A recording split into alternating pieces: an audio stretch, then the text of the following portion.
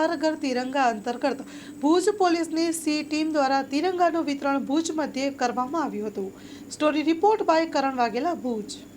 IG સાહેબ ચિરાગ કોરડિયા સાહેબ દ્વારા અને માનનીય એસપી સાહેબ દ્વારા હર ઘર તિરંગા અનુસંધાને આજરોજ ફ્લેગ વિતરણ કરવાનો કાર્યક્રમનું આયોજન કરેલ, જે મહિલા પોલીસ સ્ટેશન ટીમ દ્વારા આજરોજ હમીરસર તળાવ ખાતે જાહેર જનતાને ફ્લેગ વિતરણ કરેલ છે।